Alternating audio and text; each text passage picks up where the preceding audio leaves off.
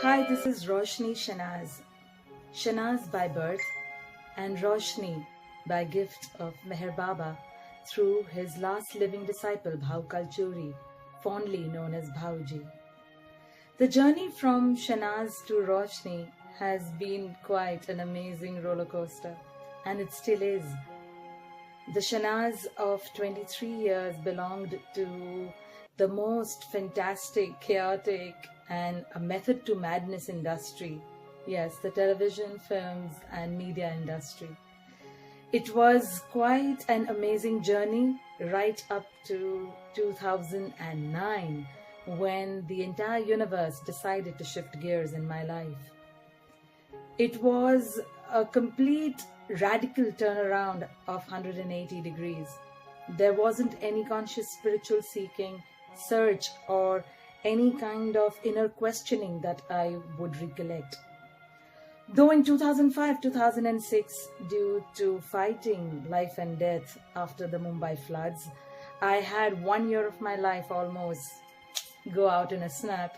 I was back again, bouncing with Lord's love and gratitude and mercy to see this life and get back to my work, get back to my industry, and have all my dreams fulfilled of becoming a director.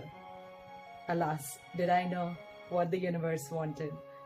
So in 2009, it all started opening up like a big Pandora's box. I absolutely wasn't aware of what was happening. And it was just emerging out of this quiet place within me, possibly something that was innately resting, something that was kind of wanting to shout out and come out of me. And I just didn't know what was happening. I was overwhelmed. I was scared at times because these messages started popping up for people around me.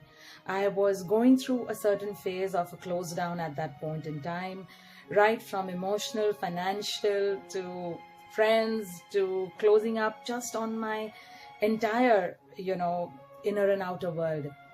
And that's when, through a very good friend who I still hold dear, though we are not in touch, I got through with an angel's book, and then one thing followed the other, and it led me to a workshop. And the divine intervention of two faith healers who I had met way back in 2005-2006 was clearly for me, when I retrospected, a certain opening of my soul, a certain opening of that inner being.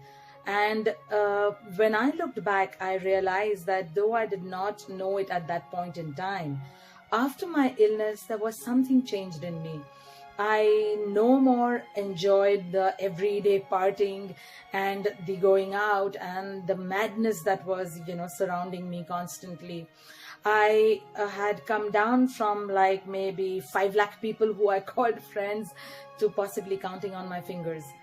And I realized that difference, but I thought maybe I'm just, out of a long, prolonged illness of even not knowing whether I'm going to come back, but knowing that, someday something is going to turn around. So it was going on, and then one thing led to the other, and these divine beings, the angels, through which I primarily work on something called the angel soul therapy, started opening up within me. And it started guiding me to do things for my own self, to kind of clear all the garbage that was there right since childhood, all and any kind of resentment, hurts, the deep-rooted belief systems that I held, to various aspects of differences, comparisons, and at times, self-inflicted suffering that we go through because of the events that take place in our lives. And I just did not know what was happening, but all that I knew is that I had to adhere to this voice that was rising in my head. I had to adhere and do so the way it guided. And then it just went on step by step, guiding me and giving me that endurance, that inner immunity to face life, to face all that was happening with me and around me. And it opened up to this beauty, and it opened up to this mercy and compassion of God that I had known but I had not experientially seen the vastness of in my life. And it was like in the face, it was like right there in front of me. And I just was overwhelmed with gratitude, and I'm still overwhelmed every single day that I wake up. And I think when I look back as to why God put me out here into this field after 23 years in films and media, I like to be called God's electrician, and everybody laughs at me. But yes, I feel my only job in this new endeavor of life is to help people tighten their loose wires inside, to just tighten and, just fine tune that so that they can find their main switch. We all have one within us. It is just that we may sometimes need that external help, that external push by someone to guide us to that main switch. And I just think that I'm thankful to God for being his electrician, and thankful that I am allowed to be this little instrument in whatever capacity that I can. And when I hear these 8.5 years filled with emotional attributes and messages that come of things that have happened with people, and grace that has flowed and made people, transcend things, they has healed them or get them come out of things or get them to reach where they want to reach or accomplish what they want to accomplish, they are not my testimonies. They are testimonies of grace. They are testimonies of divinity working with us to co-create our lives. They are testimonies of their faith, their diligence to work on themselves along with co-creation of the divine forces. And that's what I ask everyone to do. There is no instant noodles, instant magic, and instant coffee in divinity. But yes, when we do our own due diligence towards our own self, we might experience instant magic at times. And even that magic is due to the grace that flows along with the universal energies resting within all of us.